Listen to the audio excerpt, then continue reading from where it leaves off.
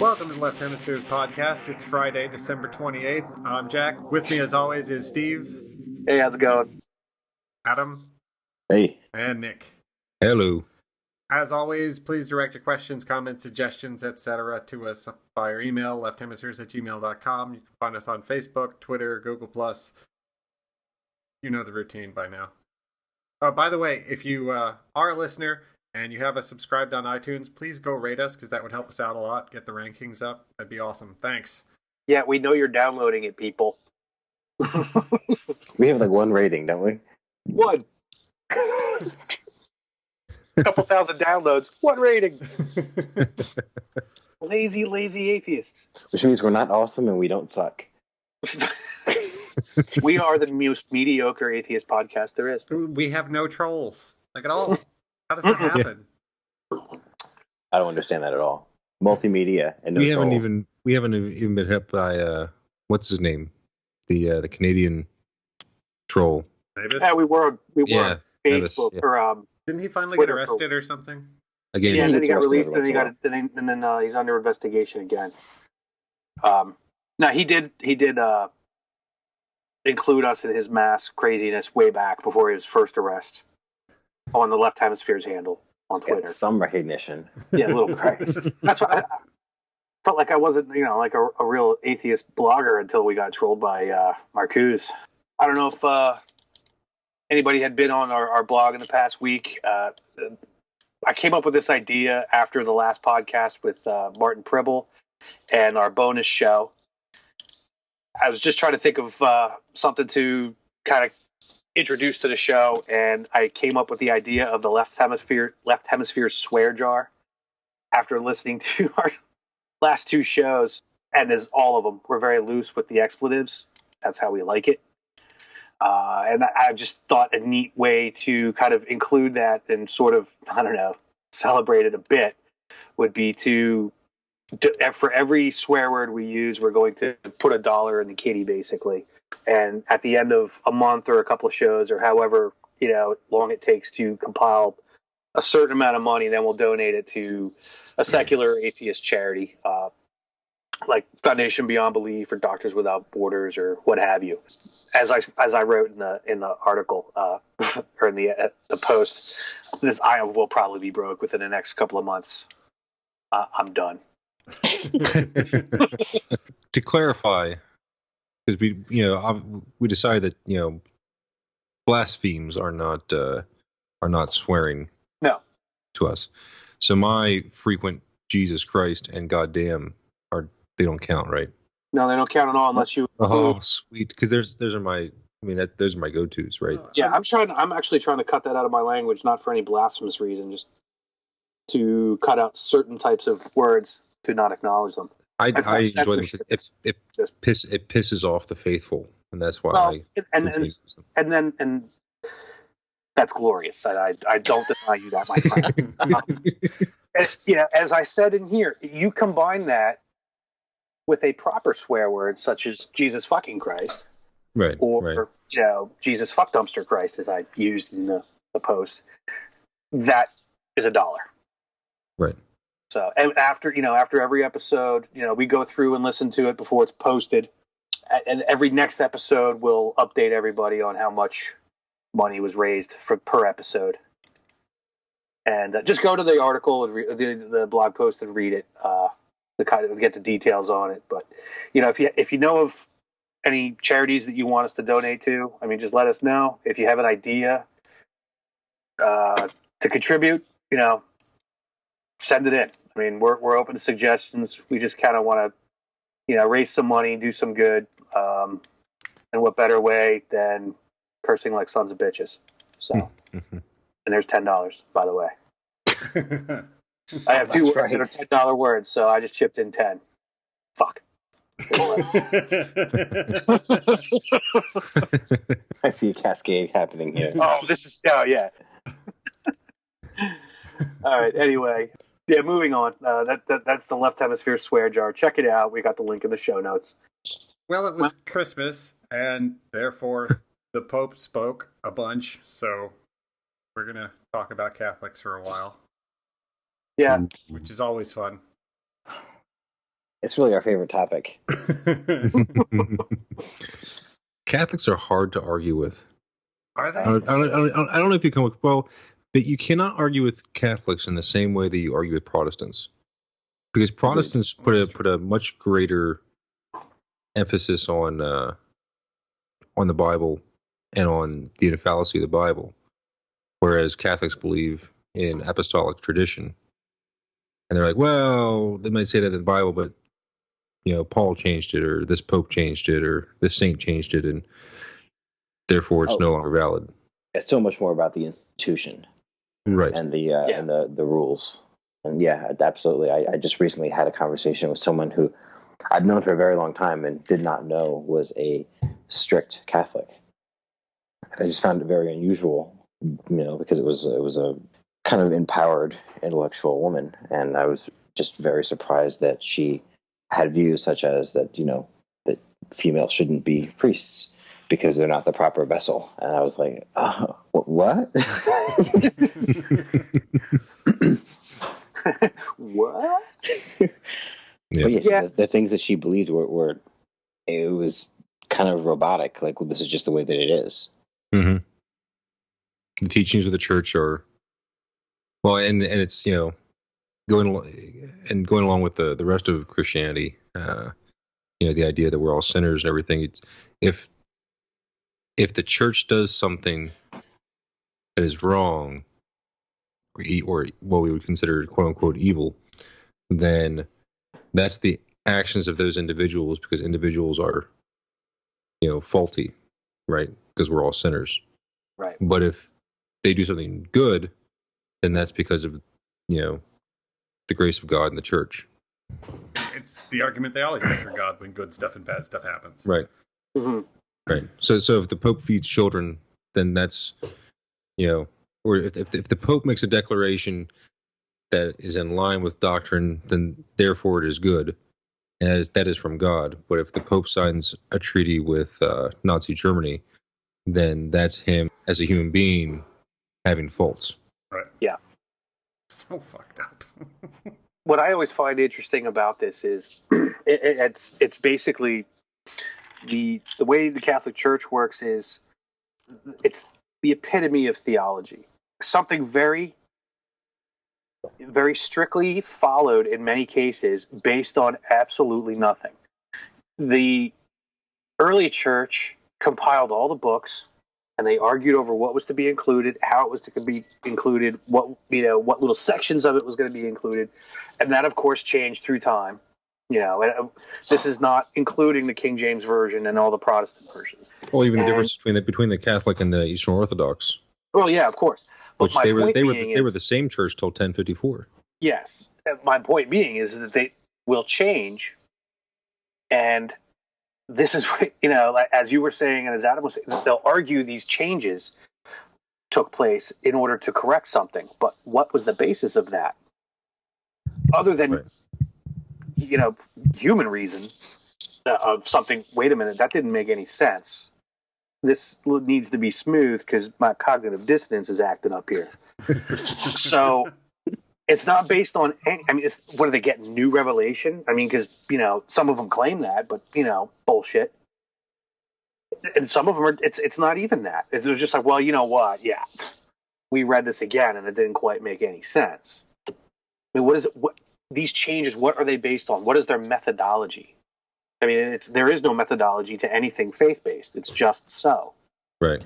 Well, the changes to ethics are because as a species in general, and especially in the West, our ethics have progressed along humanistic lines, and the church resists that until it no longer can, and then all of a sudden the Pope gets a revelation.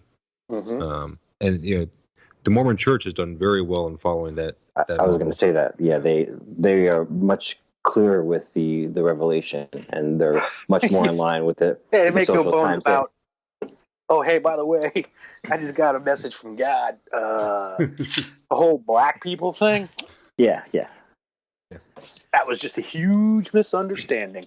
And it would not surprise me with if in the next 10 to 20 years someone at the top of the Mormon chain got a revelation saying that suddenly gay marriage is okay because they follow the trends of culture.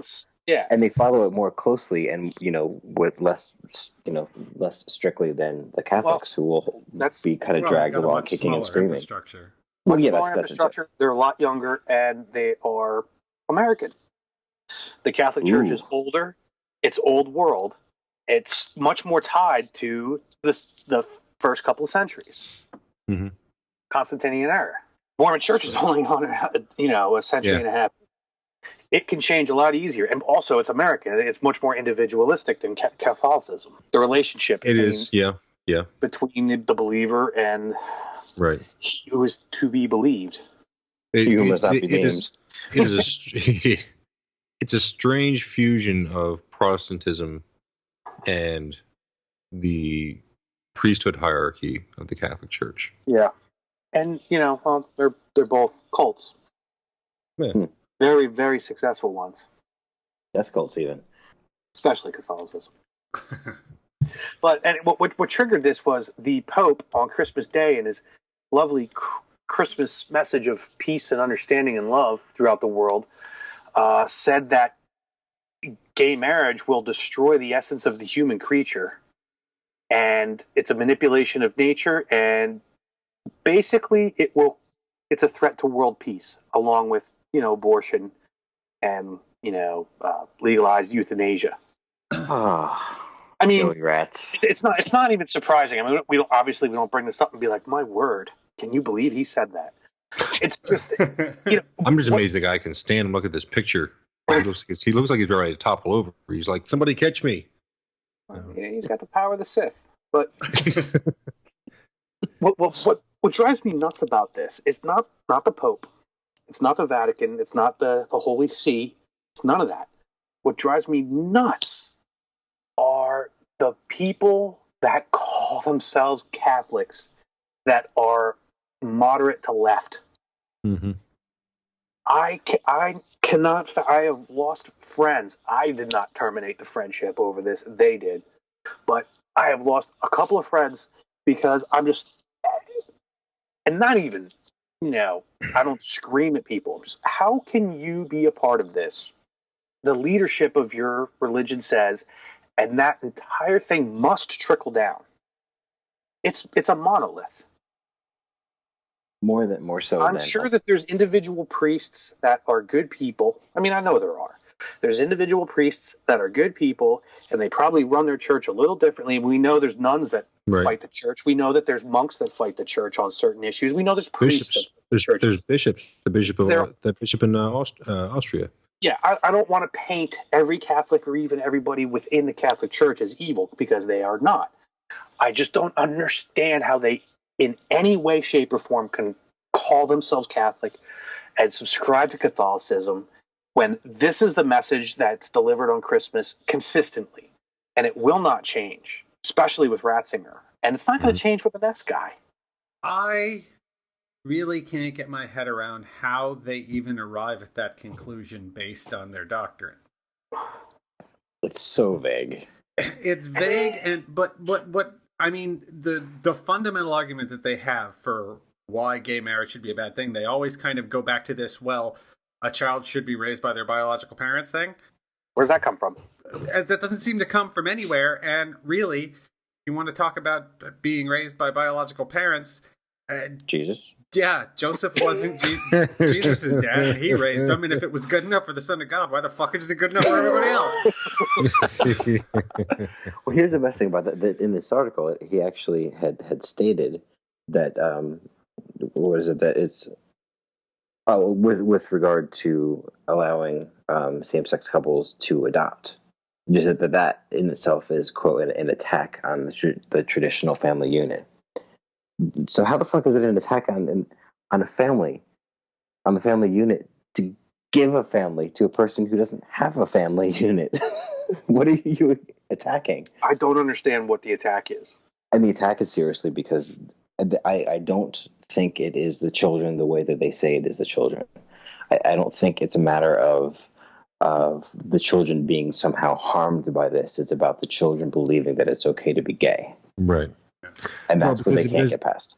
traditionally, what happened was if you were gay or lesbian or whatever, you still married someone of the opposite sex, and you You made more suffered through it Catholics. and had kids, right? Mhm. And had kids, and you went and met up with your buddy who was a farmer down the road who was also gay, and you had your relationship on the side.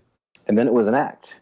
If you look at Right. it that way, then it is an Right. action Right. or a behavior almost, Right. because you're going out and you're doing this Well, clandestine meeting. Right. I mean, that's what most of the criticism, is based upon with the LGBTQ community is based upon what they had to do in order to try and have some semblance of a relationship that was satisfying to them.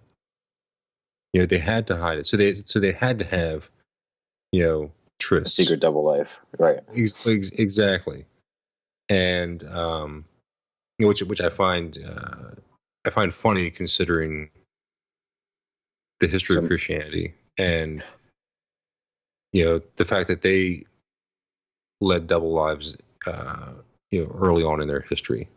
I'm not going to devolve into that. So I think that it's also interesting that there seems to be more focus on the transgender population than what I remember him saying in the past, just about people dispute the idea that they have a nature given to them by their bodily identity that serves as a defining element of a human being. There's been a lot of talk about this. This is the form that you're given, and it's not up to you to choose your identity. That's because the T in LGBT is finally being recognized more and more in other circles. Mm-hmm. Right. And more people are more and more comfortable with that.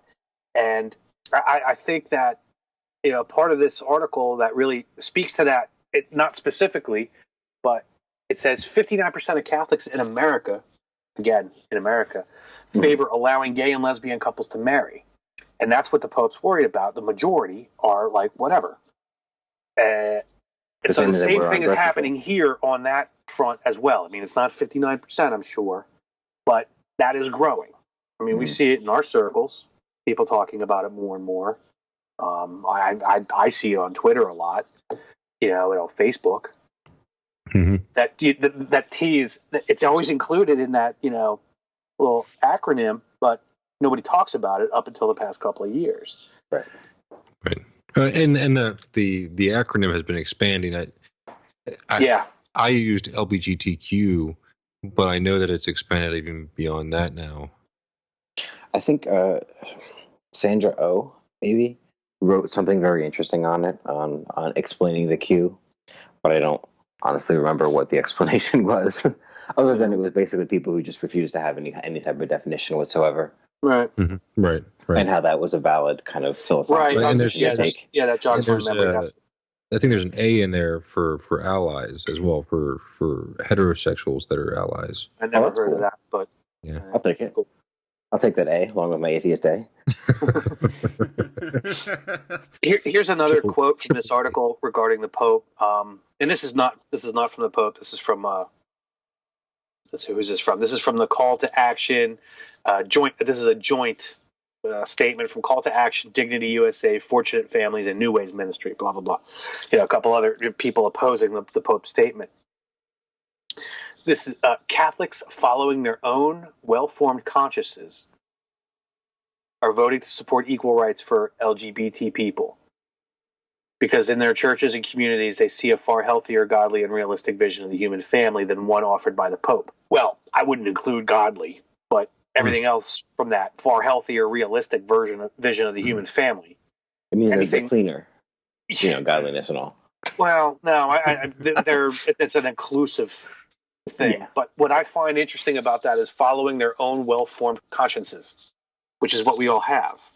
Right. And in order to follow a lot of religious teaching, you have to crush your own well-formed conscience. Right, because you're dealing with a moral absolute instead of one that you determine on your own, right? Right. And one that is wrong. Because it's not moral. It's not ethical. It's discriminatory and hateful. I mean, and I don't even understand why this is an argument in this century. I know it is. I just love that line, well-formed conscience, because it has nothing to do with a higher power. Right. It's a rejection of the claim of a higher power. Yeah. And I know the moderates and the liberals will say, well, God gave you that well-formed ability to reason. Okay, you could say that, as you say all of your claims, without any justification.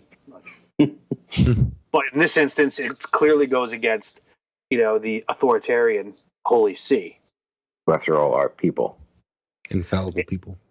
And to wrap up this article, I'll just read one more quote from Benedict himself, because I've read this a couple times, and it's gobbledygook. When freedom to be creative becomes the freedom to create oneself, then necessarily the maker himself is denied, and ultimately man is too stripped of his dignity as a creature of God. Yep. My deity can't take it. It hurts his holy feelings. Some holy butt hurt. It's Yay. So Nick, I think all powerful, all knowing God, little insecure. So, well, I mean, he's jealous, right? I mean, and jealousy is a sign of weakness. Which is another thing they never actually explain. Jealous of who? They don't have to explain themselves. It's God. Shut up. Who do you think you are to say anything? I said God. That means you have to shut up. But if we want to spread the love around, on to the next article, is that Pope signals the Catholic Church is ready for an interfaith alliance against gay marriage. I said this in the FLD. It's like a religious Voltron. Or a blazing sword. So, a flaming sword. What color is the... But the best thing about that is they'll all get into an argument about which one of them gets to form the head, right? And it'll just completely break down. That's true. The Catholics will be the crotch. Who's the roe beast? But seriously, of all the things to form an alliance for or against, this is the thing that they pick. Poverty. Yeah, there's nothing else that's important out there. Nothing. Hunger. This is child abuse. No. Disease. Clean water. Fuck. I mean. Yeah. If two people that love each other are able to form a legal bond with each other, all hell will destroy the fucking world. Fabric of reality. Every little redheaded Scottish girl in the world will have a fucking crack on her wall if gays are allowed to.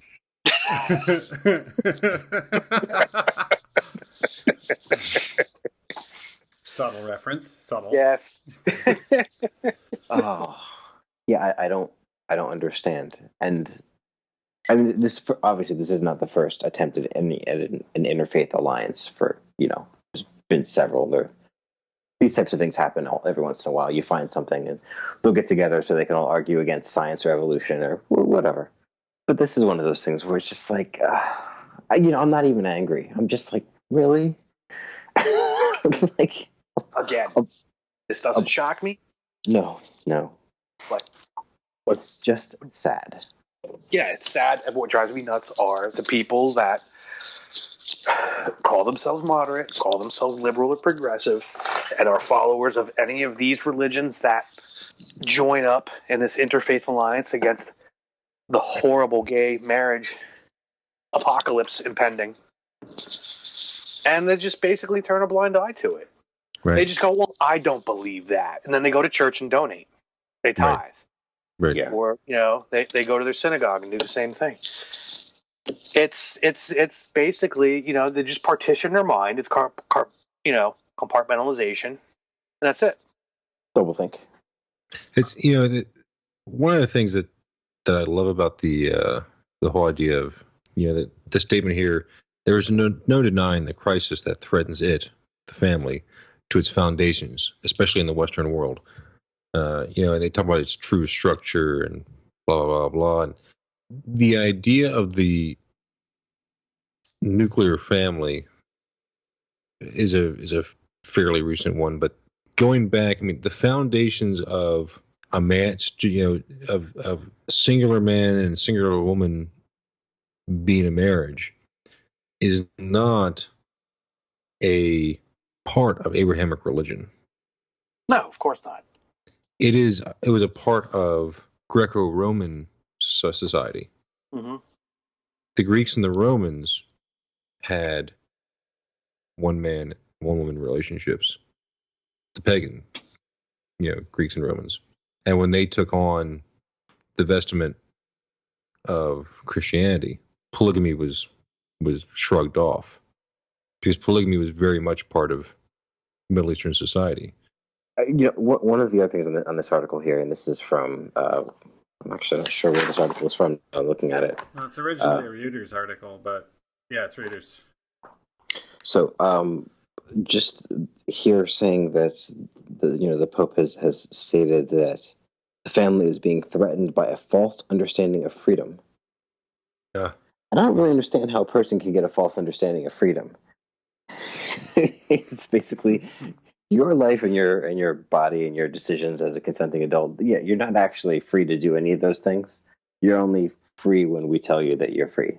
You're only free to do the things that we tell you can do. You're only free when you give up your own consciousness to God. Right. A free thinker is Satan's slave. Right. There it is. Yeah. Right. Submit. You are free. Because you are free from having to think for yourself. Oh, exactly. It's that bit at the end of Labyrinth. Do what I say, and I'll be your slave. Yeah, well, all the answers are given to you. You don't even need to ask any questions anymore. But now we have this other point here about again going back into the children thing, that discussing the plans to legalize gay marriage and then allowing gay couples to raise children. He actually says, he was repeating some of the concepts that were mentioned in this other study here, that the children raised by gay couples would be more objects than individuals. How someone would actually pull that out of anywhere? Well, I mean, he's speaking from experience because his co-workers and subordinates view children as objects. That's where I was going for their own gratification. So he would naturally go there because he's a goddamn son of a bitch. So that's $1. No, that's 10. Oh. Yeah. What? Why is that 10? Read the post. Goddamn doesn't count though. Because if we explain it to you, it's going to cost us 20. So yes, we're all too broke to explain that shit to you. It's only $10 doing that. Anyway, I really enjoyed the next one. I don't know what this guy was thinking. He had to just, I don't know, had a little too much Jesus and too much Jesus and the blood of Jesus at the same time. So let's what we're talking about here is the Italian priest Christmas flyer that women incite domestic violence with cold dinners, which is a great title for an article, by the way. Yeah. Basically, this Catholic priest in Italy created this huge stink, and with this bulletin that he posted, which then got reposted on Facebook and spread across the world because that's the way it goes now. Basically saying that women will provoke the worst instincts and should search their consciousness and ask if we bring these things on themselves as far as being victims of domestic violence because they do things like dress provocatively or don't have their meals cooked right. Here's my favorite quote: "The fact is that women are increasingly provocative. They become arrogant, they believe themselves to be self-sufficient, and end up exacerbating the situation." So it's really about women who believe that they are, equal intellectually to men deserve to be attacked physically. And I don't know about you guys, but I mean, his basic point is, if they weren't so uppity, we wouldn't have to hit them. Right? Yeah, which is absurd. And this is coming from a guy who's not allowed to get married, or touch a girl. Yeah. Yeah. Well, presumably 1 over 18. Right, because when my wife starts thinking for herself, I just demand that she goes in the kitchen and makes me a sandwich, and that just clears everything up, right? What That's planet? That's always My worked wife for would me, beat the shit out of me if I said that. dude. She would no, she wouldn't. She would slit your fucking throat.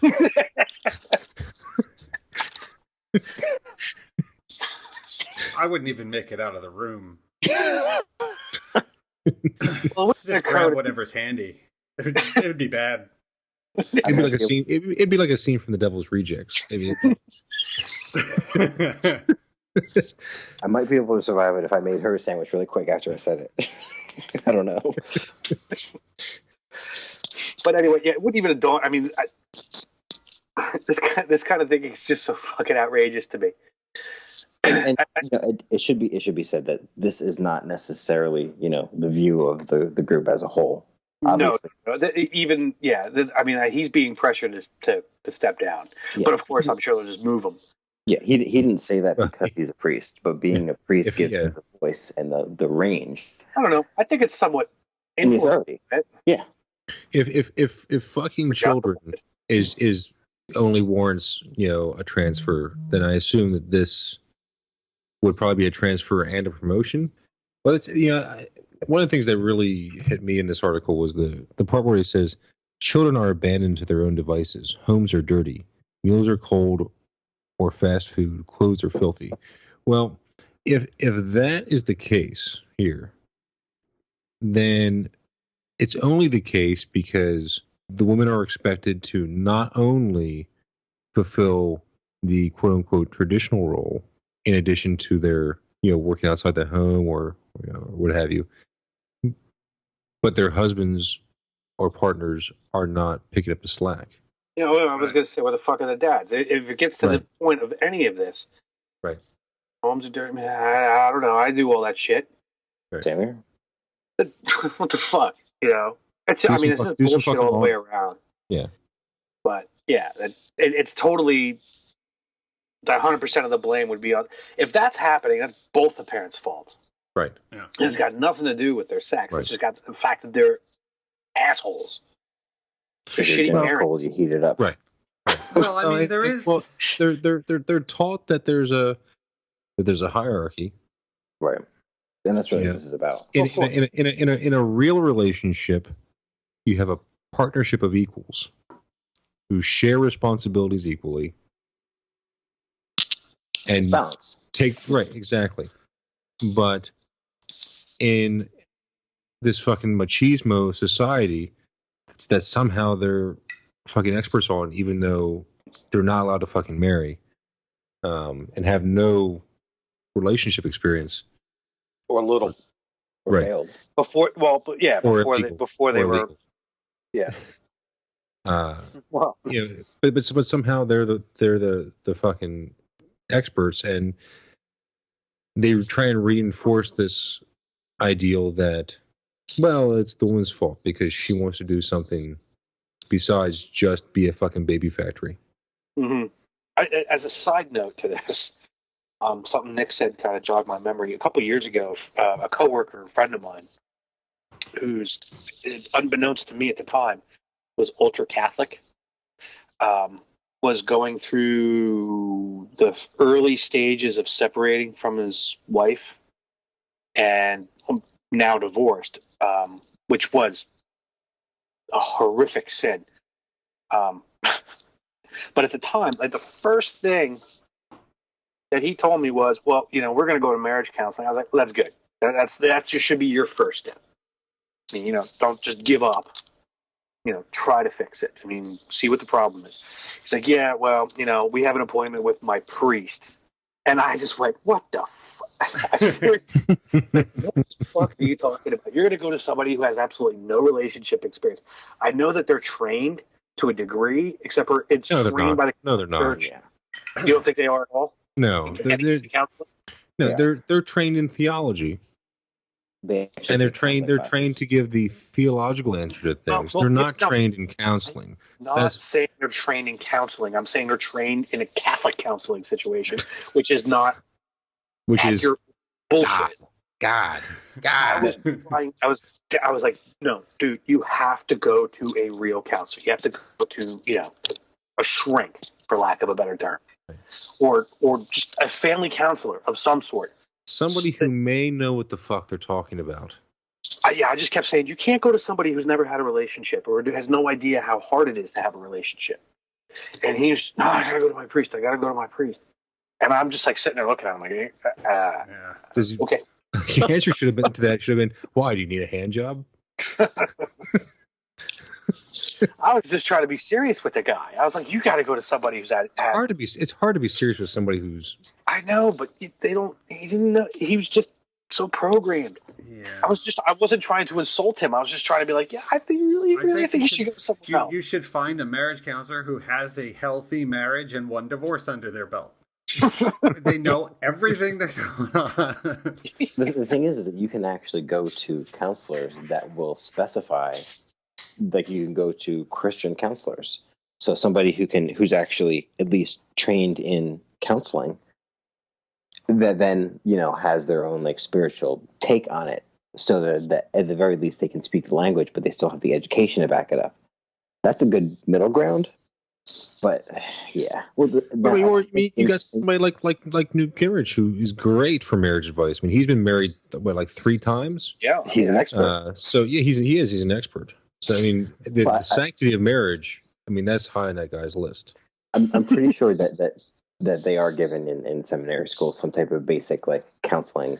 I'm pretty sure they are too. Just like active listening and it's really basic, positive affirmation and that kind of stuff. Yeah, I mean, you get counseling classes to be an RA in college.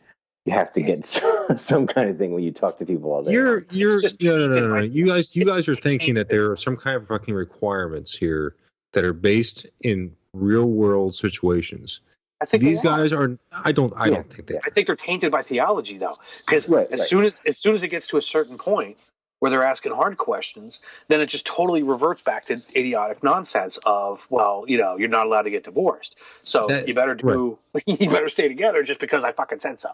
Right. Yeah. So the practical counseling lasts all of about 5 seconds before it goes into theological bullshit. Well, I don't know. I mean, I can't say because I don't know. That may be the case, but there still is that I know actual from a Protestant point of view, I know there is actual training. Yeah. To some, for example, my stepfather's a Lutheran minister. I know he's had real world counseling training. Now, granted, it too is also up to a certain point. They have a theological answer to things, although extraordinarily less so than a Catholic priest. Mm-hmm. Yeah, because they have to be versed in that because of how many situations they have to. Yeah, because divorce is okay in the right. At least the branch of Lutheranism I grew up in. It's hey, ELCA. I knew one person whose parents weren't divorced growing up, aside from Jack.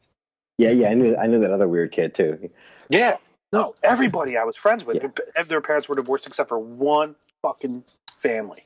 Well, that was real maladjusted too, and they were fucking miserable. Yeah, that explains your atheism. Then, your of course it does. Growing up around people who hate their fathers and families. I mean, that's just ridiculous. My parents shouldn't have been divorced. It was a good thing that they got divorced. It would have been a miserable fucking life if they were still together. You know what would make an interesting interfaith experiment that I'd like to see the church take up for guys like this would be, as part of his rehabilitation, he has to do like a trading houses thing. And you have to be like a rabbi? No, a Southern Baptist preacher. So this guy has to live with the loud Southern black woman for like a month. Hey, you know what? That would actually be a reality show I would watch, where people of different religions, the leader of whatever church, temple, mosque, whatever, they all got to switch it up. You could call it Trading Graces. Oh, excellent! Oh, that'd be beautiful. Excellent. Holy shit, that's fucking awesome. Dude, we got to make this happen. We can't air this episode now because those fuckers will steal it. Because they are so goddamn hard up for a good idea. Oh, yeah. Just watch. Within 6 months, there'll be a fucking show on called Trading Graces. Okay, I think we're off the Catholic Church. Not that they're off the kids. Sorry, it's just too easy. I don't say a lot of stuff because I think it's too obvious, but No, they did. It's almost to the point that the Catholic Church is too easy of a target anymore. oh, I know I just don't want to go for the easy joke. It's as if they're wearing large, glittery fucking outfits. sitting on the gold throne. Yeah, they're just making silly red themselves. shoes. Yeah, I mean, Red shoes. I tell you what, How? Liza Minnelli is fucking jealous of those goddamn outfits. It's Liberace, man. Liberace. I was just going to say. Liberace. So funny. Puff Daddy. that is a fabulous hat. So next up we have big old interview piece with Richard Dawkins by Mehdi Hassan from Al Jazeera. Who, in my opinion, sounds a lot like Terry Jones from Monty Python. Before we get into too much of what he was saying, I can't help but get the impression that the guy is trying to be a religious apologist for the media in a sensationalist sense. Like he thinks it's going to, enhance his stature, paycheck, more than anything else. Because it is a lot of canned arguments. Yes, and that's exactly why I kind of think the opposite. I think it was legitimate on his part, but that is exactly the level that the average believer believes and can apologize for lack of a better term, or can explain. I mean, you get into a conversation with your average believer who's never really read anything outside of their scripture, if they've read that. And it's exactly what Hassan kind of comes up with. I mean, See, it's not the most well formulated arguments, and at the same time, I mean, Dawkins doesn't do a great job of shooting them down half the time. Well, I think there's two things going on there. One, I think that this guy actually he's read Dawkins. Yes, and I think that he's also read Hitchens and Harris, at least to some degree. Mm-hmm. So I think that he it takes them out of context. Oh, of course he does, and I think that there were a couple occasions where he tried to trap Dawkins into the new atheism thing.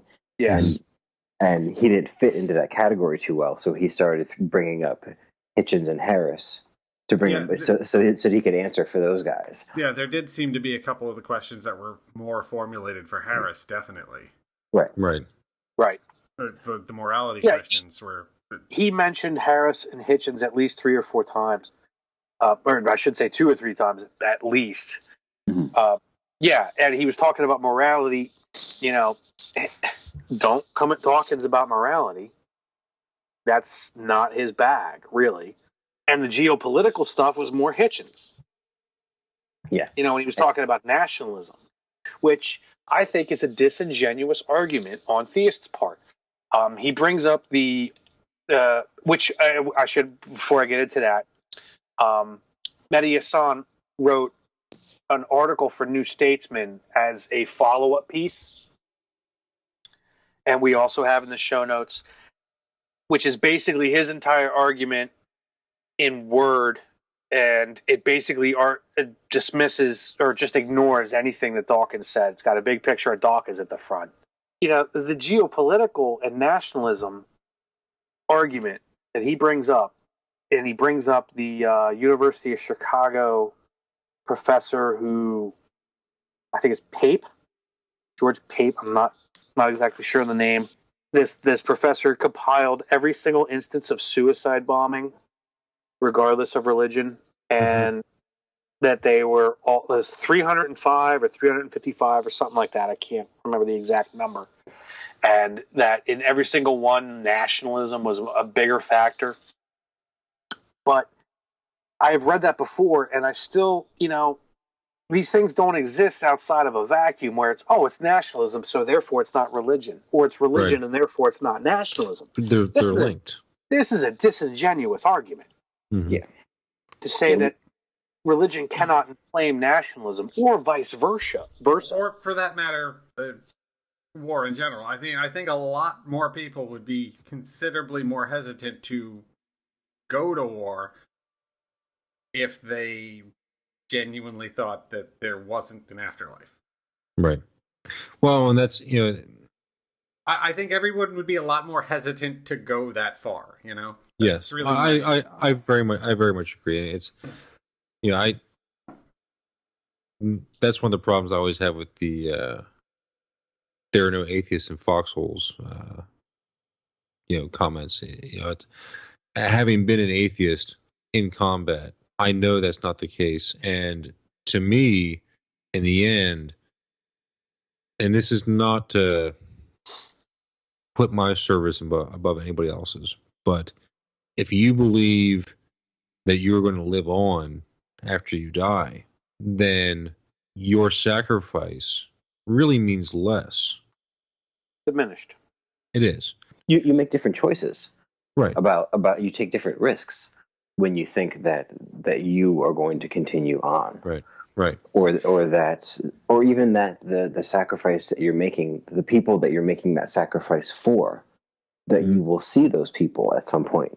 Right. It's a completely different cognitive space right. that you would in which to make that kind of a decision about whether or not to jump on top of a grenade. You know what I mean? To protect your comrades, or to just to dive into some kind of a situation that maybe you would think twice about if you were in a different situation. Like you're just going to make different choices based on your constitution. Yeah. Well, it's while I don't remember the exact point when he said this, Hassan was talking about how Dawkins doesn't bring up the good; he only brings the bad. That religion does, but the point that I think that he really misses there is that while I don't want to hit Dawkins too much for this, because I understand that when you're on stage like that, when you're in that situation, you're under pressure and you miss things. So I don't want this. Well, this is something that me and Steve were talking about a little before the show started, where some of those questions that came at Dawkins, coming from an evolutionary biology background, they're not really his wheelhouse to answer. Right. That's very true. Yeah. And I know what you're talking about with this question, because this was the bit where he was talking about, saying how he should also, give religion the credit for the good things. Right. Which, had it been Hitchens on that stage, he would have come at him with the whole, definitely. To make a bad person do bad things. Right. Quote. Harris, I think, would have done very well as well. Yeah. Right. But it's just not Dawkins. But the point that I think that got missed by Dawkins, because he's not an ethicist, as much as the other two aforementioned gentlemen were, is that good people, and the point that I think he tried to make, but he didn't get a chance to, was that good people, regardless if they are religious or not, will try to do good things. Right. Yeah, absolutely. Whereas people who have an ill intent require a certain motivation in order to go that extra step, to be willing to sacrifice your life. I think you have to believe that you are going to be rewarded for that. I don't. But my point in saying that is twofold. As Dawkins mentioned, and as we have discussed here and throughout the blog's existence, to do good things, you don't need religion. So anything done in the name of religion doesn't have to be done in the name of religion, and to do evil things doesn't have to be done in the name of religion either. No, and that's not. And my point being in that, no, I know. My point being in that is religion is unnecessary. Mm-hmm. Right. I mean, the point there is that good people are going to do good things whether they're religious or not. Mm-hmm. Mm-hmm. And bad people are going to do bad things whether they're religious or not. And this is part of, But the trick there is that bad people there's- can get good people to do bad things in the name of religion. And the That's justification where of righteousness. And it's not even religion. And as Dawkins alluded to, right, which and I think is Marxism. one of Dawkins's, he does fail this, and I think it's one of the few points Hassan makes, is when Dawkins does talk, and I think this is something we all need to be cognizant of, and I try to be careful of it, is to not generalize so much. To do something horrible doesn't take religion, it just takes, as Dawkins did note, Ideology. sort of no, not even a theology, just like Ideology. yes, ideology. yes. Faith or a faith-based belief, but yes, any dogmatic ideology, because it can be political. It doesn't have to be religious. Mm-hmm. It's just that is the most predominant one. You could criticize, and one of the reasons why the religious can't understand why we criticize them so hard is because you could criticize a political ideology till the cows come home. You can't supposedly criticize a religious ideology. That is beyond the pale. But they're the same fucking thing. They're both based really on the same. It's still dogmatism. Yeah, exactly. The thing about this too, though, as far as just his inability to see that those aspects of religion, is because it's very common, especially for religious people, to draw that correlation between their own goodness and their religion. So the same way that you'll see some members of the clergy, for example, conflating all the worst aspects of human nature that they can think of with sinfulness. The same kind of splitting occurs when you're thinking of all the good things that come from a person and conflating that with their faith and saying, well, I wouldn't be this good if it wasn't for my faith, which essentially is untrue. And this is where religious people sell themselves short on a regular basis, not recognizing how naturally good they are because they give all the credit. Right, because all the credit comes from this external source. The same way they externalize blame, they externalize credit. As I was That's what we talked about in the past, was that, we're like the Catholic Church. Yes. Right, and that's exactly the point, is that when he asked that question, would the world be better without religion? And Dawkins, of course, says yes. And he says, so with no charities? like immediately charities would all just up and vanish. All the good people in the world would cease. Because there are no secular charities. None. Yeah. Well, see, and this is why I think Hassan isn't that advanced in his apologetics. Mm-hmm. Or it's almost. Well, he's a journalist. I mean, journalists. How advanced are journalists really? Well, these days, not very. not the old school kind. Yeah. There's no Murrows out there. What I'm saying is it's a very simple. What about charities? Like, as if you can't, as we were saying, as if you can't do that without a religion, which is absurd. It's just to me, it's just like his entire argument is just very simplistic, and I don't want to say childish because that would be insulting, but it's childish. It's sophomoric, is what it is. Yeah, sophomore. See, Adam always has a better word. Not always. But now the other thing that he goes with too, though, is that then he goes into this whole multiverse theory versus faith. Right. There's no evidence for that either. And then, like, I think part of this too was kind of like that David Silverman surprise at Bill O'Reilly. Like, you're really gonna ask me that? Like, where he's just like, I can't believe that you would make a connection between, like the M theory and religious faith. And he's like, I think he even said, like, you can't intuit multiverse theory the same way that you can intuit. Yeah, that's the heart of the matter. And the guy comes back with like, oh, well, so you have to be a physicist. Like, those people get to make guesses, and he's like, they're not fucking guessing. Yeah. Well, it's on Hassan's part, it's a very, he thinks it's an elitist point of view. Like, you have to be a physicist to understand it? No, not technically. You just have to actually apply yourself. But also, you don't have to be a physicist. You just have to understand physics. You have to Well, that's what apply I'm saying. You physics just have to to apply understand the yourself. physical problem. Right. And here's the difference between, like, all right, the multiverse theory, which there is not a whole lot of evidence for. Sure. Right? I freely admit that. But there's a difference between the God hypothesis and the multiverse hypothesis. Mm-hmm. One is inferred from shit that is known. And whether it's right or wrong is almost irrelevant. Mm-hmm. The other is not inferred from anything that is known. It is just revelation. Right. This This is my problem with anything where they go, well, any scientific claim that is sort of outside of the norm is just as much of a faith position, like multiverse theory. I don't know multiverse theory to be true. I'm not sure if it's true. I actually don't care if it's fucking true.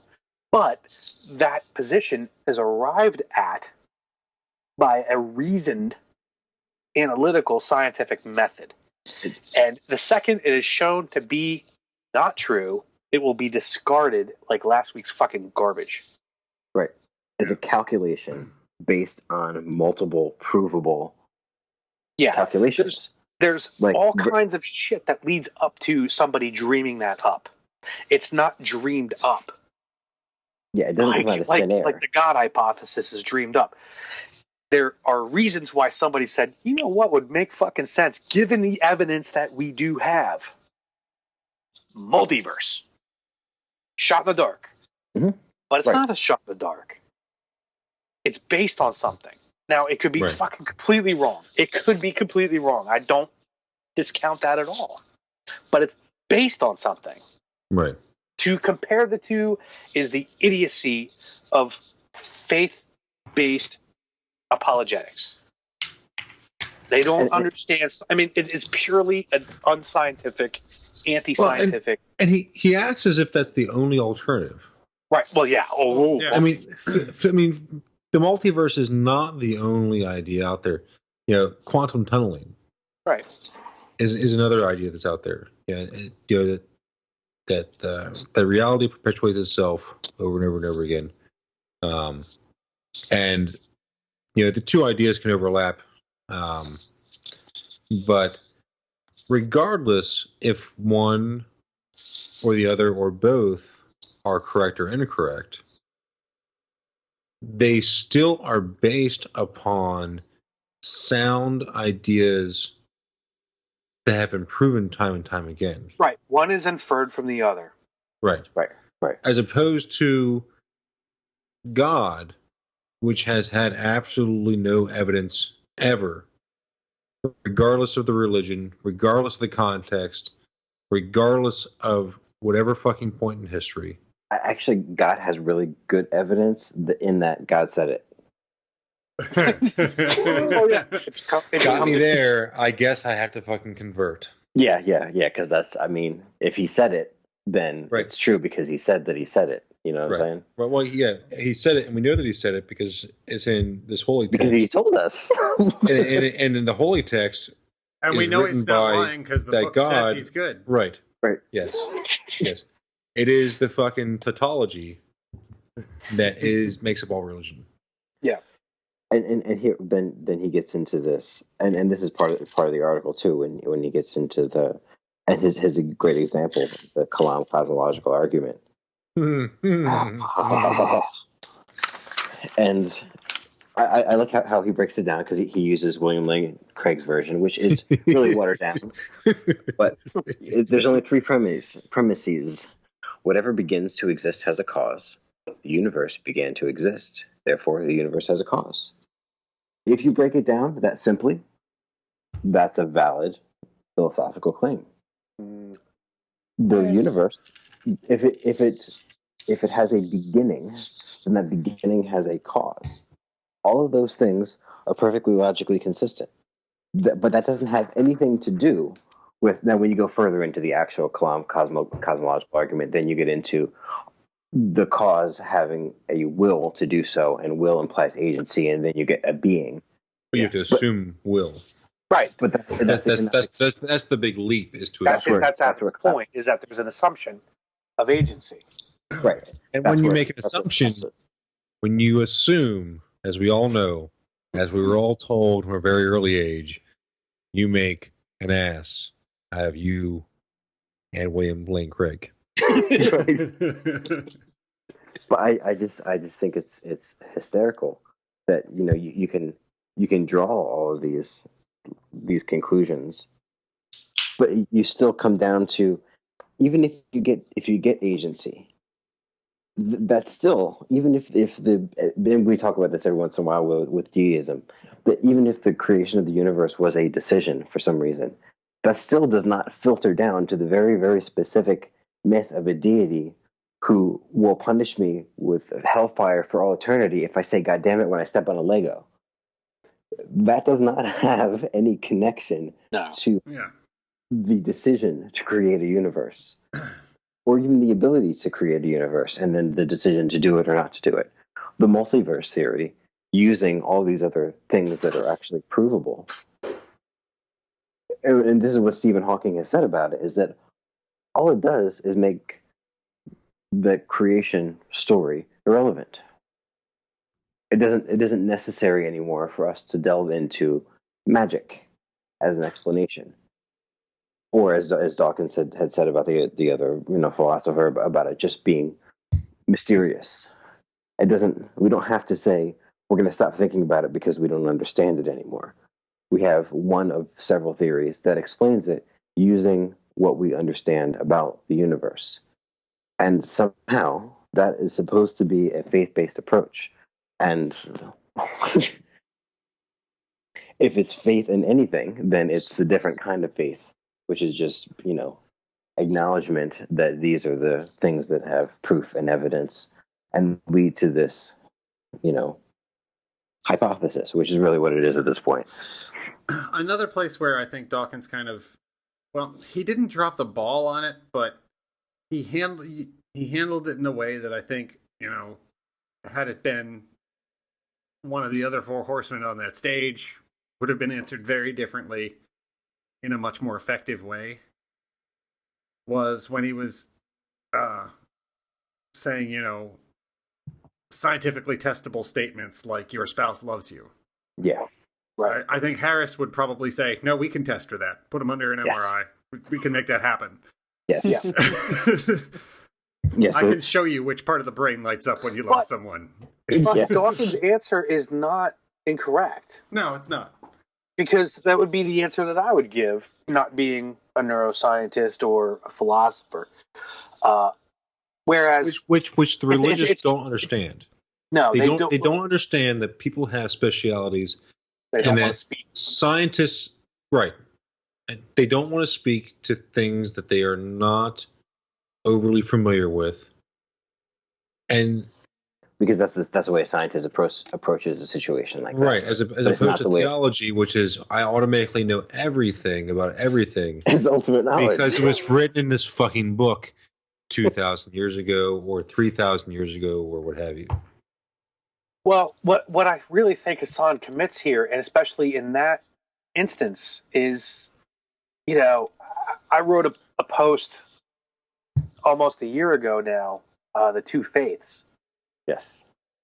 Really hammering the two different definitions of faith that are constantly conflated on purpose, in my opinion, by theological apologists. Where numerous Yahoo comments arguments. You can't escape this conflation, and to me it is a purposeful false equivalency, where we are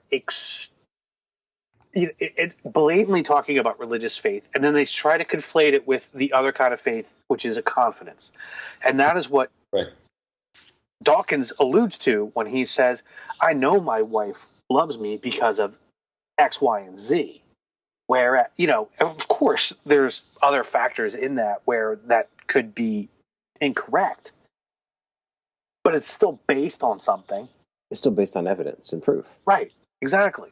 And to say that it's not, and then to try to compare that kind of faith to the religious kind of faith is absurd. It is patently fucking stupid, and in my opinion, dishonest. I think they do it on purpose. There's no way that they don't. Well, they do in that there was that.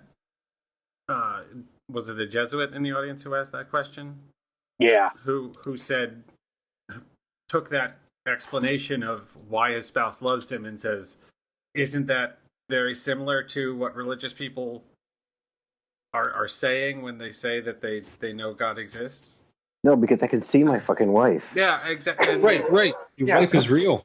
Well, and Dawkins answered that in a way that probably didn't come off very well. I mean, it was an honest answer, saying that you perceive this, and it kind of got into that Douglas Adams, "Is there an artificial God?"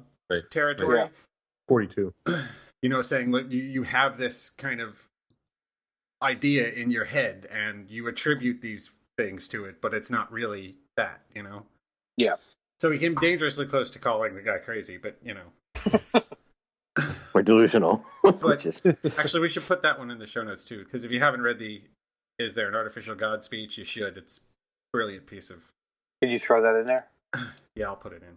It's amazing to me how if you, as a non-believer, if you write something, it is easily quote mined. In that one sentence, regardless of what is around it, regardless of the context that it is in, they will take it out and they will quote mine it and they will beat it to death. They will beat you over the head with it.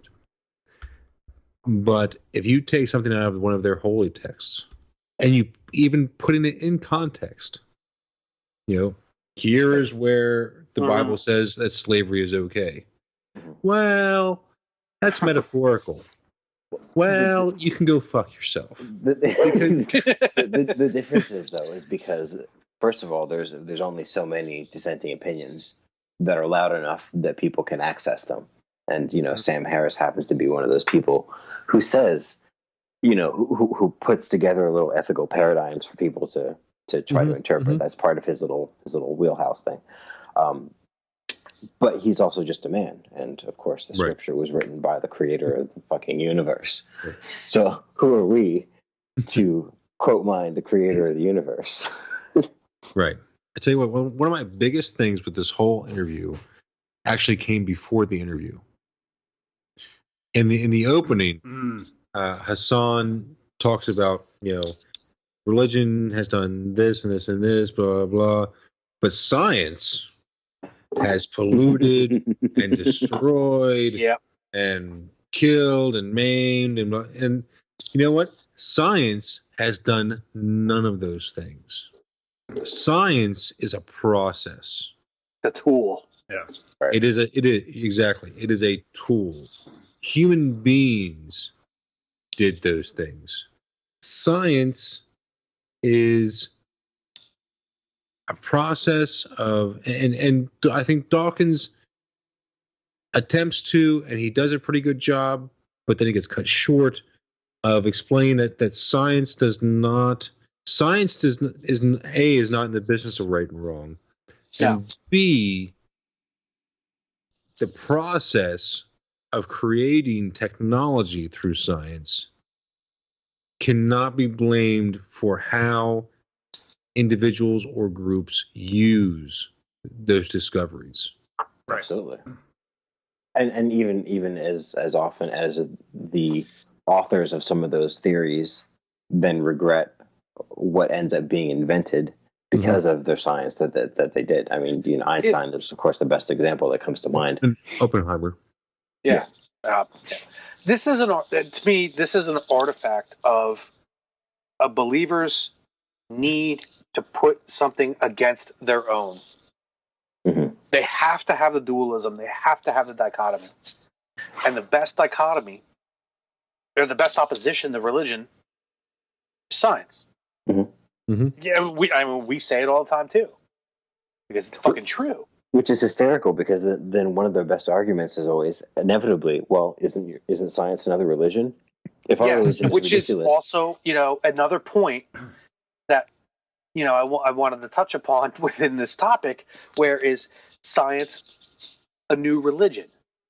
It's completely fucking absurd to say that. And I have absolutely, whereas other theological arguments, I could actually at least comprehend them. the whole science versus religion is science as a new religion.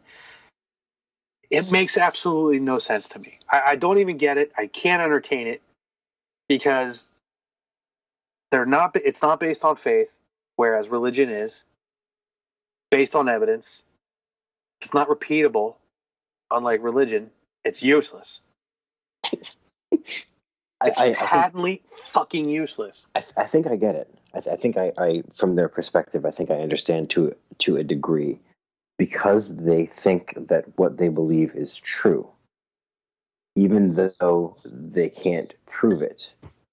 So the only way that they can square the circle of this is how the rest of the world works, because every other aspect of their reality, including the little rectangle in their pocket that they can call China with, or FaceTime or whatever, like all of those things, they are literally surrounded by the product of science, but they still have to square the circle that what they believe is ultimate reality doesn't fit into that category, or is completely contradicted by science. Well, I think the only way that they can maintain that their worldview makes sense is if there is some other way to gain knowledge other than testing and experimentation. Absolutely.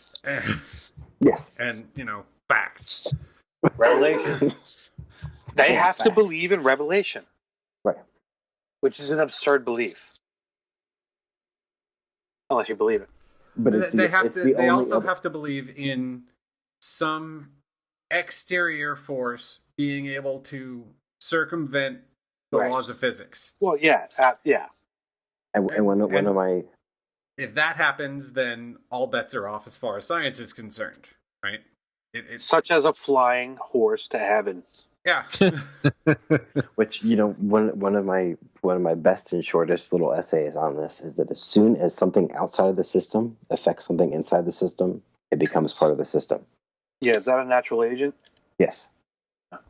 As soon as you, as an external entity outside of time and space in the universe, as soon as you stick your finger into the world, you fuck it up. You become part of that system. It is impossible. It is impossible. And I hate to say impossible because, nothing is impossible and all that other bullshit. But it is impossible for you to make have any effect on the natural world without becoming a part of that natural world. And this is a part of science that these people do not understand. And I don't know if it's because they don't understand it. I don't know if it's willful ignorance or if it is simply just trying to make science a belief, because then it becomes part of a system that they can understand. That they can dismiss. That might be it too. Fucking hysterical. Because the world is built on it. No, the world is built on the product of science. No, I'm just saying, like, they can dismiss science if they see it as a religion and a belief, because they dismiss all these other ones. The other 3,000 gods. Right. But it's the exact same way that that they can call homosexuality a behavior. They put it into this neat little category that they can then dismiss. I think that's the exact same point. So a couple other things I wanted to discuss about the Hassan and Dawkins thing was the often misquoted Marx quote. I open to the masses. Yes, that's not what it says. Everybody always gets this wrong. And let me just state, for the record, not that I would be ashamed if I was a Marxist, but I am not. And I am an anti-Marxist. Yes. And however, words matter. When somebody writes something, religion is the opiate of the masses, as everybody knows it, is a complete misquote. Yeah. That's not what it says. It's right up there. Play it again, Sam. The quote is, religion is the sigh of the oppressed creature, the heart of a heartless world, and the soul of soulless conditions. It is the opium of the people. I need to bring this up because I hear it so often, and I'm just like, God, that's not what he meant, even though I don't give a fuck what Karl Marx meant. It is just saying how religion is used. against people, and without even, it's just, that's how they express and escape their oppression, even if it's not a religious oppression. Right? Am I wrong? Anybody else? No, not at all. I mean, because of my philosophical, economic, and political leanings, I've done a lot of delvings into Marx and the other Hegelian philosophers. Bruno Bauer and Max Stirner and others. And he was part of a community that kind of both adopted the style but rejected the process of Hegel. That group, it was a definite demarcation in continental philosophy between those different philosophers. And Marx was himself was raised in a Jewish household. I'm not going to doubt that he rejected Judaism, at least on its religious face. Maybe not necessarily on its philosophical face. He saw the abuse of it, and I think that was to a large extent what he was saying, but he wasn't necessarily saying that it wasn't true. I mean, there was I have not read anything in Marx that says that religion is not true. Everything that he said was that the ruling classes used religion to manipulate the people. My entire point in bringing this up is that people do not understand what that quote means, and so it's constantly used against the anti-theistic position. I think that his statement was similar to that, although he did not say at any point, from what I've read, because he argued vehemently against Bruno Bauer and Feuerbach and some of the other Hegelians who were very much against religion. He never said that belief in God is not true. What he Marx said, wasn't an atheist. As far as unconfirmed, didn't say either way. He wasn't making a point about the validity of the religious assertion. He was just saying that religion has been used, right? And I think that's where making the difference between the entire quote that Steve read and religion is the opiate of the masses. When they hear religion is the opiate of the masses, it comes off as this, it's a drug and you get addicted and it makes you stupid. When what Marx was actually saying was it was used to keep the population complacent. I still think it's even different than just using the population as complacent. Any population that has become complacent because they've been oppressed expresses themselves through religion. So that's what I think. They have no other option because they're ignorant. That's what I think. That's my opinion. That's what Marx is saying. It's reversed, actually. That the religion is the expression of what people are saying, and that in his ideal society, there just would cease to be a use for it. Yes, because the oppression has stopped. Right. So because that makes sense, because the oppression has stopped, and they don't have to use religion as a vehicle to express that. I was just trying to smack down that fallacy. Like, I don't give a fuck about Marx whatsoever. And then a bridge to this is, of course, the idiotic and so trotted out fallacy of Hitler, Stalin, Mao. Yeah.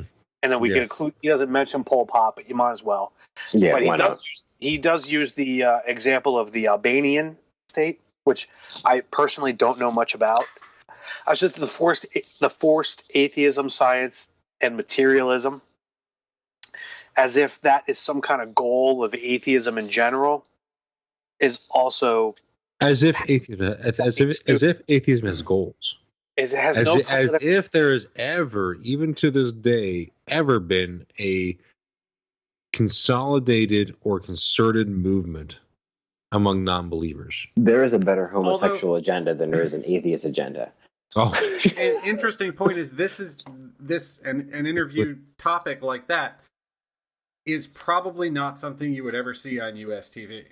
No. Like you would not see him drawing that parallel between Ayn Randian materialism and atheism on Fox. It just wouldn't happen. No. Yeah, because you're too busy pointing a finger at the dude and calling him a fascist. Well, no, because you can't draw that Randian materialist line and associate it with atheism in the U.S. because it's already associated with the Tea Party, which is rabidly Christian. right. Because then Rand Paul would lose his fucking seat. Oh shit! So that entire line of reasoning doesn't even compute to a good chunk of America. Their head would just pop. Right. Which I bet if you told those people that what they were believing or what the ideology that they were subscribing to was actually Ayn Randian and that she was an atheist, they probably wouldn't believe you. Like, right. They probably just would. Well, Paul Ryan had to deny that he followed. Yeah, there was a whole. Even though he blatantly said that he followed everything Ayn Rand said, he had to deny. His kid Rand. Well, Paul did. How much more fucking blatant can you get? His name is Rand Paul. Ayn Rand. Rand Paul. I was talking about Paul Ryan. However, Ron Paul is a shit stain. Yes, he is. I can't fucking stand the man. What are the other things I have to bring up? Well, we lightly touched on Hassan being taken aback and offended by the fact that Dawkins laughed at him for believing that Muhammad flew to heaven on a winged horse. I feel like I don't need to really address that because he fucking believes in a winged horse that took him from the Dome of the Goddamn Rock, or whatever was there before the Dome of the Rock, up to fucking heaven. It's too confusing. Yeah. So it's not too confusing. No. Bullshit. Bullshit is not confusing. Bullshit is bullshit. What I meant by confusing was wherever the fuck he took off from. Whether it was right. No, that's understandable. Yes. What drove me nuts about Hassan was there was one throwaway line, and you guys will probably, I don't know, maybe chuckle a little bit when I say it. When he said the rational position is the agnostic position. Yeah, that killed me because the agnostic position is fucking atheist. People don't understand the difference between agnosticism and atheism, and the idea that agnosticism is what you know, and atheism is your position. What you believe.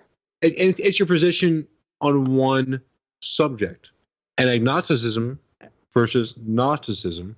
Agnosticism is that swath in the middle and encompasses both a theistic and a atheistic view, just as they have adopted the conventional definitions of theory as just some fucking idea that somebody has.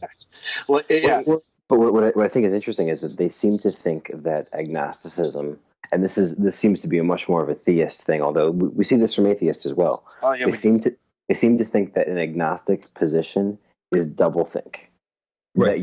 That you're holding these two positions. Right, that you're holding these two conflicting ideas and saying that they are equally possible, when that is not actually what agnosticism is. Agnosticism is a philosophical position saying that there is insufficient evidence to make a decision on this subject. I actually, add a wrinkle to this. I think, and there's plenty of people out there that hold this position, in my opinion, incorrectly, where they say they're pure agnostics. Right. They held no position. Right. And I'm just like... Wait. A pure agnostic. Yes, pure agnostic. They have There's like no true opinion. neutral in D&D. They're true neutral. I have no idea. I don't know D&D. Fuck you then. I guess I'm not that much of a nerd. I'm just that much. I feel inadequate. The thing about you should. The idea of behind. Yeah, you should. But the idea behind a true agnostic position is that they say that there is insufficient evidence, and therefore they're not going to say one way or the other. Like they don't. But you can't really do that. I mean, if you are agnostic and you refuse to take a side, then by default you are a non-believer. Exactly. Right. So I don't understand how that is an not agnostic a atheist. easily positioned place to be. Well, it's because of the way the term agnostic has gotten warped more than anything else. And the reason for that is because the term Gnostic has fallen out of use since fucking Carl Jung. So, right. Yeah. Well, way before then, I mean, Carl Jung tried to bring it back. But the term Gnostic had been done away with. It had been around since, I would say, the 600s. Probably before that. Around that period of time. I'd say. Well, the early followers of Christ were Gnostics. And maybe that's presumably they were looking at him and thought he was God. So, I mean, really, if take the Branch Davidians, they were Gnostics, right? Yeah. Because they thought that he was the guy. Well, see, when it comes to I actually considered myself an agnostic for probably about 10 years. So did I, incorrectly. Well, I'm still an agnostic. Well, yes, I'm an agnostic atheist, but I call myself an agnostic for a decade because I didn't understand anything. Exactly, and I thought that an atheist needed to be certain, and that was the reason that I refused to consider myself an atheist, because I thought that it was a philosophically indefensible position to be certain. That's not what it means. That's not what it means at all. But that was just the layman's understanding of it, and it's interesting how that permeates the culture. That there's so many people that still hold that. Even that really... Even Carl Sagan said that. Yeah. Neil deGrasse Tyson. He refused to identify as an atheist because he thought it was a certain position. And it comes down to just saying... Well, Neil deGrasse Tyson wouldn't label himself one, but he is. He's an agnostic atheist. Yeah. That was just recently. That was within the past year. Yeah. But I think that was more of a political decision than anything. Yeah, well, of course it is. He has got a viability that he's got to make a buck on, which, But what he's doing is he probably feels that the science that he's doing and the engaging people in he wants to be Sagan, which I don't care. Good, do it. Yeah. And that's the thing is like what he is doing is really it's more important than atheism. Yeah, to some degree. Yeah, like.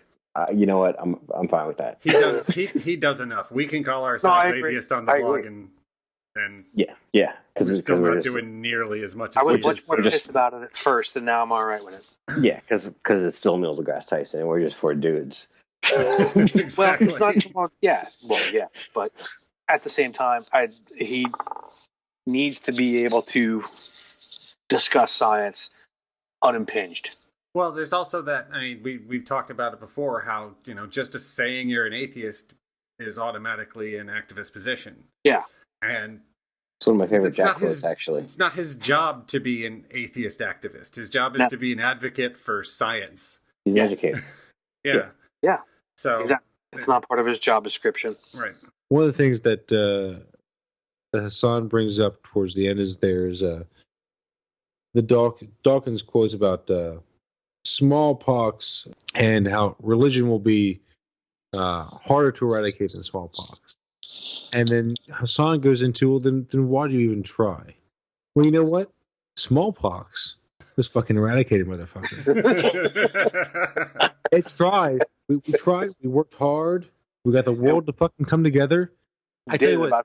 And this is one of my points of the community of humanity that I really look towards is how humanity at that point in time came together and we all got fucking vaccinated in the vast majority. You know what? And those of us and those of us in the first world paid to those of us in the third world could get vaccinated. The person who invented the polio vaccine, when asked if he wanted to sell it, was like, "Are you kidding?" Right. Exactly. Very, very much exactly. Hassan made an example out of the idea that Dawkins said, made this comment about the smallpox vaccine and how it was hard to eradicate. But it was eradicated. Yeah, he was trying to I incite received that basic, like you right. know, the shrill strident kind of thing. The human population had effectively, very effectively, destroyed a virus that had killed numerous thousands, if not millions, of people. That is the power of science. Because you know what? You can't light a fucking light bulb. Fucking faith. You can't save your goddamn kid by praying. And here, I'm sorry. That's all right. If you don't vaccinate your fucking children, then you're fucking killing them. Okay, the science of why we don't believe science. Who Yeah, sent that in? this is. I'm generally loath to link to Mother Jones articles. Yeah. Because it's Mother Jones, but this was really good.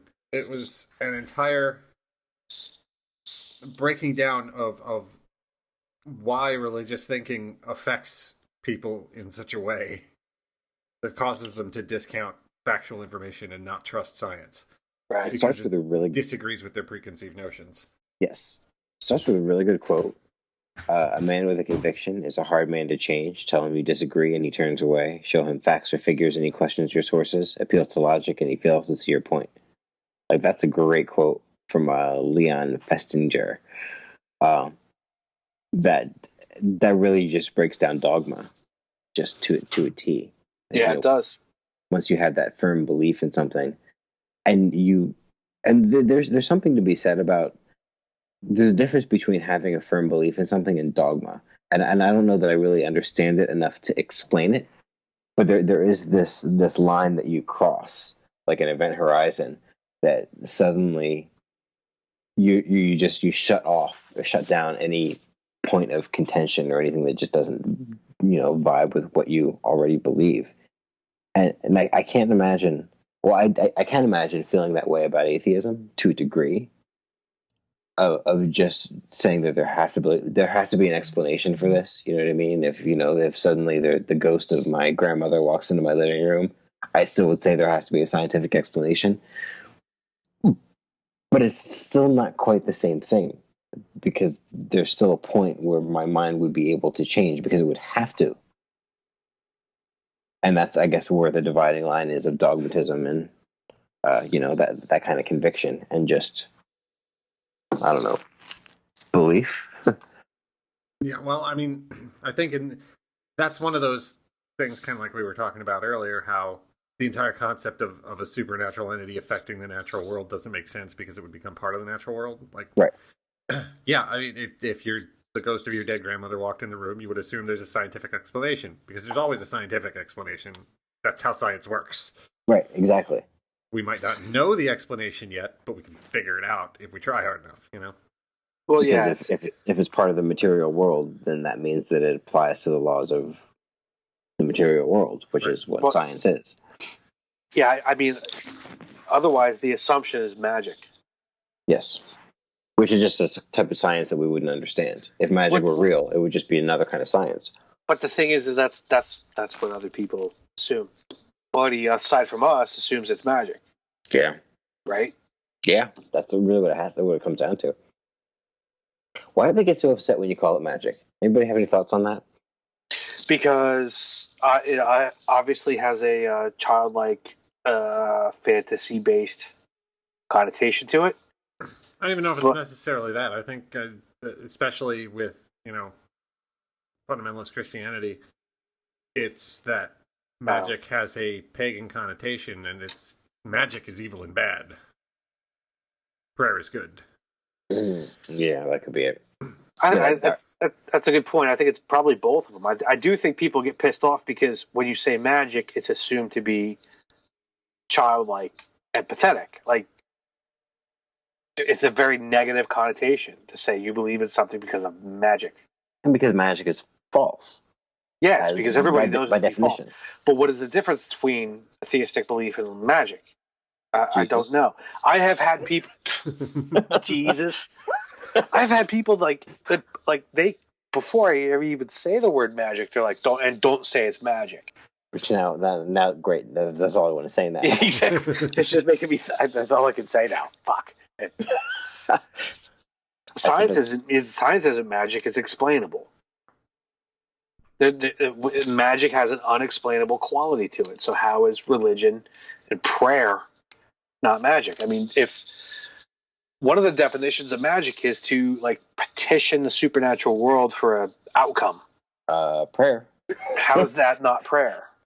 I don't know. I never understood prayer when you believe that everything that happens is according to the plan. Then it's contradictory, right? It's completely contradictory. Well, it's easily contradictory, yeah. And even for those people who don't pray for themselves, but just pray for the health and happiness of other people around them, as noble as that may be, it still would not have any effect on the plan. I mean, George Carlin, what do you want him to do? Change the plan? Who are you? What good is being an all-powerful God if every schmuck with a $2 prayer book can come along and fuck up your plan?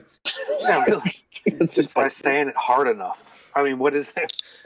We never touched on the fine-tuning argument of the other guy, but let's just go on record as saying that in a world that's 75% saltwater, let's just say that the universe isn't fine-tuned for us. Yeah, and that's just this little tiny-ass planet. Yeah, exactly. That's just one rock of many. Right, and the more accurate argument is we are fine-tuned for our environment than the other way around. Yeah, and I find it funny that is not found self-evident. Yeah. The opposite would be. Anyway. Sorry. Segue, sorry. Yeah, no, that's okay. So the point of this article, a group of researchers, well, this is still testing, actually. Mm-hmm. And basically the conclusions that they come to are that even if you're presented with factual evidence, if that evidence contradicts a deeply held belief, you're going to have a negative reaction and dismiss the evidence. Yeah, well, it's basically confirmation bias to a horrible degree. Yeah. And there's also like a terror management theory here too, that when your beliefs are, especially if they're vehemently challenged, that you kind of circle the wagons and you dig your heels in. Just as a matter of almost reflex, that if you feel that you're being attacked, that rather than look at the views that you hold, it just increases your dogmatism and your faith, or your just level of belief in anything. That doesn't necessarily mean just a religious connotation. It could be the same with political affiliation or philosophical belief or anything like that. Oh, and it definitely happens with religious or with political affiliation. You could go try and tell a right-wing Republican that Ronald Reagan raised taxes. Yeah. Multiple times. Yeah. Try it. Go ahead. It's a fun little experiment. I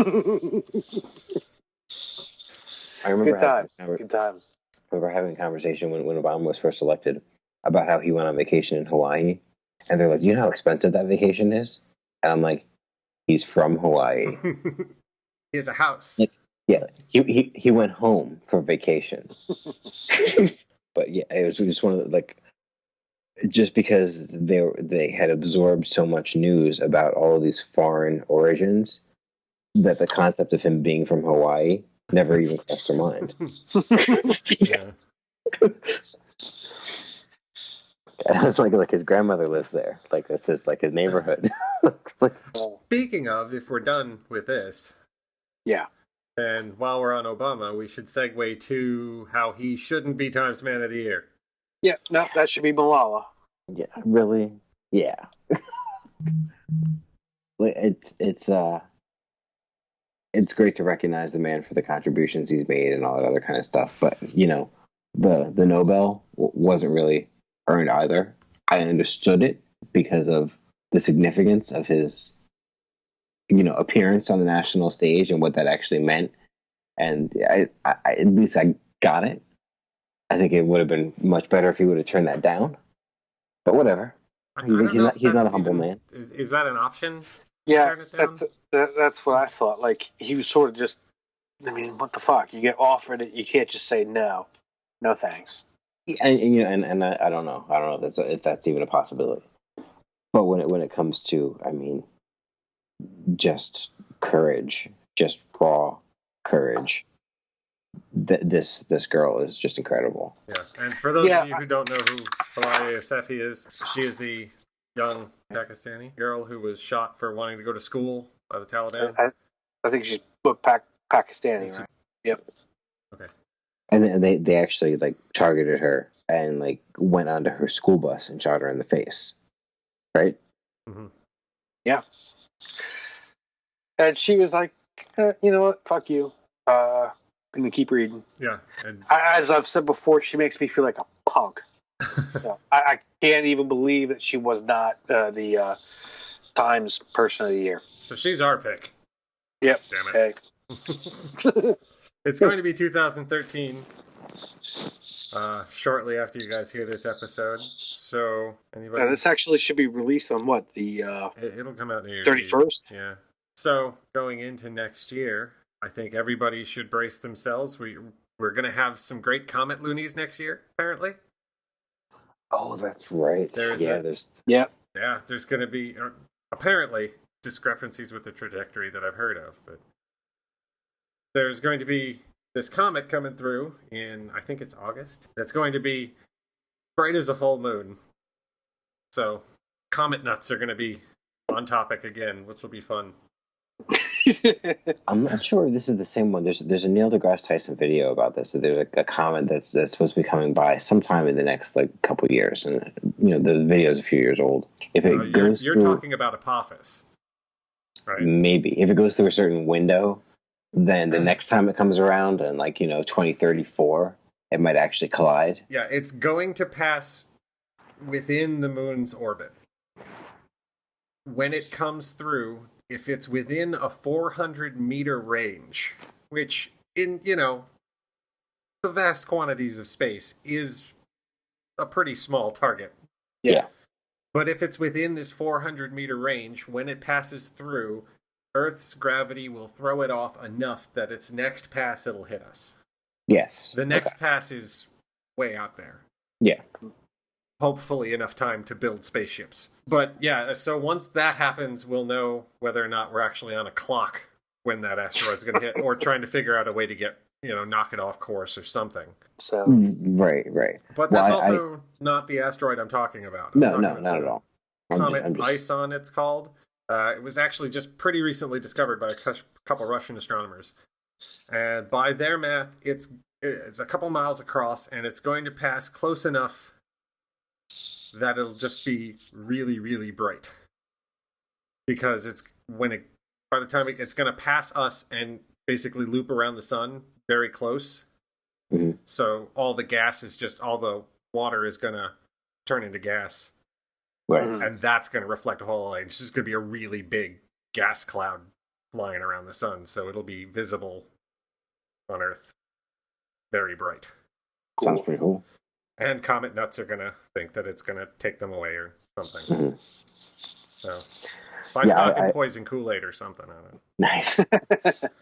I had mentioned to someone who's talking about being worried about our planet being hit by objects, and I was just saying, imagine standing in a field with another person, the two of you picking up rocks and throwing the rocks at each other and trying to get the rocks to hit each other in midair. But there will be comet loonies. I don't think I have any other predictions for next year. Fundies. There will always be fundies. Someone's going to predict the end of the world. The same set of crazies, but it'll just be different reasoning. Yeah. Yeah. Of course. Well, I think that's all we got. Well, hey, Happy New Year, everybody. And, as always, if you need to contact us with any questions, concerns, comments, catharsis, other C words. Other C words. Some of which will cost you $10. Yes, exactly. You can find us on Facebook, Twitter, Google+, or our blog, Left Hemispheres at blogspot.com. Happy New Year, everybody. Happy New Year. Have a good night.